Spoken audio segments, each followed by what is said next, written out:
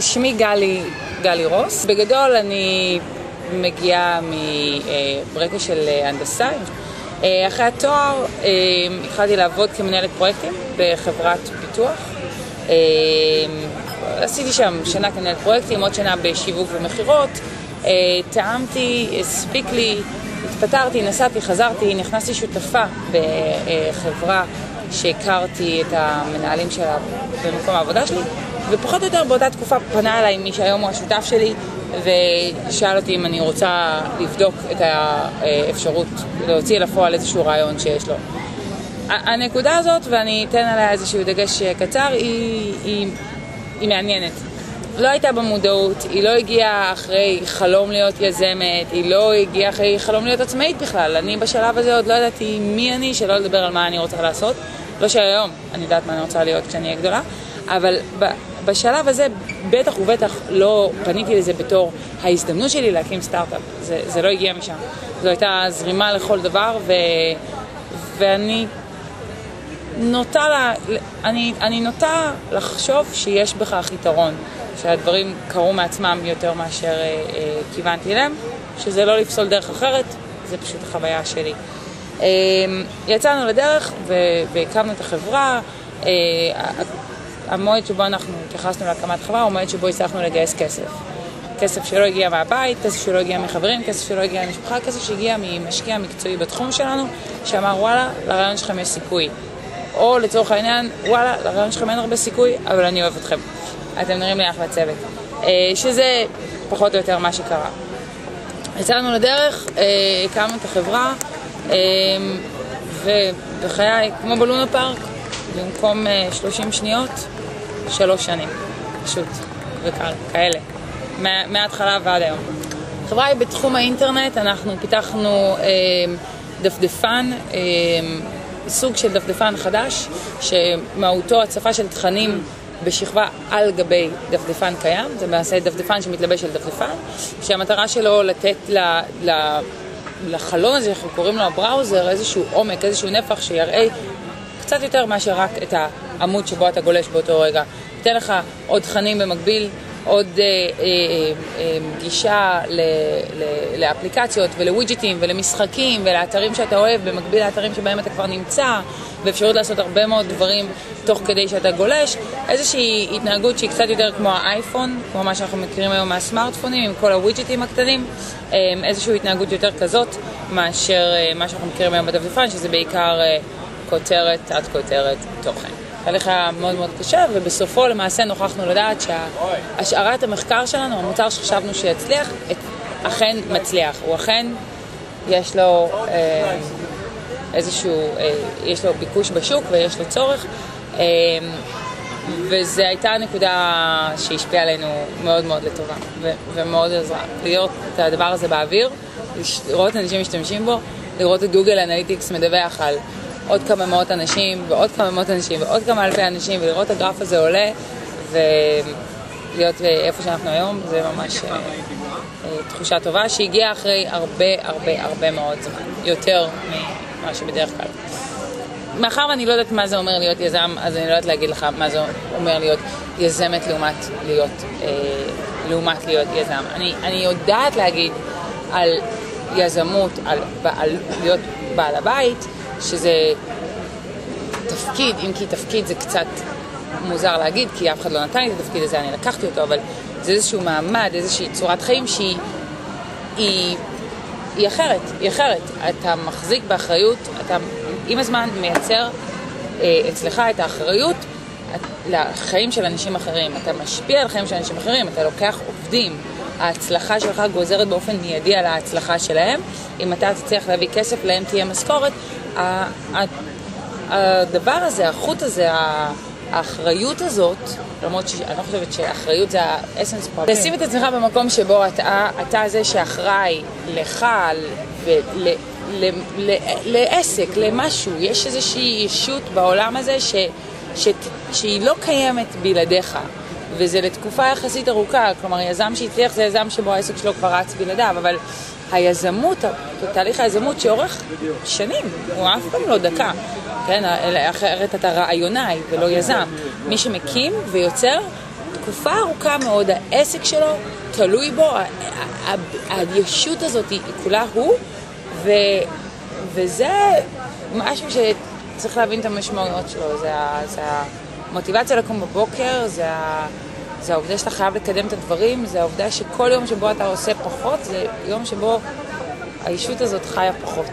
אני יודעת שאם הייתי שכירה, אז הייתי אולי מרשה לעצמי, היה לי יותר קל לקחת חצי יום עכשיו לארגן את החתונה שלי, ובתור לא שכירה, אז אני עושה את זה בשישי שבת ובשעות לא שעות. מצד שני, אם אני רוצה מחר לנסוע לחול, אז וואלה, אני לחול. כאילו יש פה יתרונות וחסרונות. זה ההבדל המהותי הוא בתחושת האחריות, עם מה אתה קם בבוקר, עם המסה שלא בא לך ללכת לעבודה, או עם הדאגה שאולי מחר לא תהיה לך עבודה, כלומר, כי אתה זה שאחראי לכך שתהיה לך ולכל האנשים עבודה. אלה שני דברים שונים, להיות סביל ולהיות פעיל, זה כל האסנס. סדר יום, גם אם הייתי שכירה הייתי קוראת התחת, ואני נזכרת בימים שבהם עבדתי במקום העבודה הקודם שלי, ויצאתי משם ב2 בלילה וב4 בבוקר, והגעתי בשישי ובשבת. נשים בשוק העבודה זה נושא, אני מניחה שהאחוזים ביזמות הם עוד יותר לרעתנו, אם אפשר להגיד שזה לרעה, כי מי החליט שזה לרעה, אבל אני מניחה שהאחוזים ביזמות הם עוד יותר קשים מאשר האחוזים בשוק העבודה. שוב, ההחלטה שלי להיות מה שאתם קוראים לו היום יזמת, ההחלטה שלי להתחיל עסק, לעשות את הדבר הזה, לגייס כסף, היא לא הייתה החלטה מודעת. כל מה שאני יודעת זה שהחלטתי ללכת למשקיע הראשון ולגייס ממנו כסף, ואחרי זה החלטתי לקחת מפתח, ואחרי זה החלטתי, כלומר, מדובר היה ברצף החלטות שהוא נראה לי הגיוני כשעשיתי אותו. אני לא עמדתי וחשבתי לעצמי, אני מקבלת עכשיו החלטה ואלה הולכות להיות ההשלכות שלה. ואגב, אני לא נותן לעשות את זה בשום מקום. אני מתוארת ההחלטות שלי בצורה מאוד מאוד נקודתית, ואני לא טורחת על מה יהיה אחרי קבלת ההחלטה, כי אף אחד לא יודע מה יהיה. גם הדברים שכל מי שאומר יקרה לך ככה וככה, אם תעשה ככה וככה, זה תמיד יכול להיות אחרת, ואין טעם. נשים, אני מניחה, פחות נוטות לקחת את עתידן בידיהן, א', מתוך פחד מכישלון, ואני לא חושבת שזה פחד כמו איזשהו רעש רקע שאומר להם שזה פחות סביר שהם יצליחו, שזה בפירוש לא נכון. הסבירות להצלחה ביזמות בעיניי היא סופר גבוהה. אני לא מדברת על מיזם סטארט-אפ, הייטק, בתחום האינטרנט שצריך לגייס, אתה יודע, כמה מיליוני דולרים ומאות מיליוני יוזרים. יש 1,000 יזמויות. אפשר למכור עוגיות דרך האינטרנט. יש 1,000 דרכים לקחת את העתיד שלך בידיים, ליזום משהו ולהיות אדון לעצמך, ואני חושבת שהסיכויים להצליח בתור יזם ובתור יזמית הם אדירים, הם מאוד מאוד גבוהים, כי כל דבר שהולך לא טוב אתה יכול לשנות ואתה לא תלוי באף אחד. אני דיברתי על זה בזמן בקורס שלכם. אני חושבת שאנחנו כנשים מונחות על ידי כמה דברים שהם א' אחרים, וב' התרגלנו לחשוב שהם סותרים את העבודה או את היזמות. אנחנו מונחות משפחה, אנחנו מונחות זוגיות, וזה לכשעצמו כבר מוביל אותנו להיות יותר מרוכזות בזה, ואנחנו גם חושבות שזה סותר קריירה, וזה גורם לנו פחות להימשך לקריירה מכל הסוגים. אני לא יודעת, אני מרגישה שאני מונחת על ידי הרבה מאוד דברים, ואני מוצאת ששום דבר לא סותר כלום. אני לא יודעת שהקמת עסק הוא דבר מודע, ולכן אני לא חושבת שנכון יהיה להגיד שמישהו נרתע ממנו. מי שיושב בבית ויש לו חלום ולא הולך עליו, זה בערך אותו מספר אנשים, כמו מי שיגיד לך שאת העסק שלו הוא הכיר במקרה, וכי אף אחד אחר לא קיבל אותו לעבודה. כלומר, זה לא פייר לבוא ולהגיד, וואי, יושבות עכשיו הרמות של נשים בבית עם רעיונות גאוניים ולא זזות, כי הן יש להם שיער ארוך ומוסות גבות כל חודש. זה לא נכון להתייחס לזה ככה. אני מניחה שבדיוק אותו אחוז של גברים יושב בבית ומפחד לעשות את הצעד. אני לא מאמינה שנשים נרתעות מיזמות יותר מאשר גברים. אני חושבת שיזמות באופן עקרוני זה דבר מפחיד, ואחריות זה דבר קשה. למעט שבינן לבין הצלחה או לבין עשייה מפריד איזשהו קיר זכוכית, איזושהי תפיסה שגויה לגבי למה הן מסוגלות ומה הן יכולות. מי שחושבת שאילו משהו היה אחר והיא לא הייתה בת והיא הייתה לבד, או אם היא הייתה עם בן זוג, או אם הבן זוג שהיה אחר, או לא יודעת.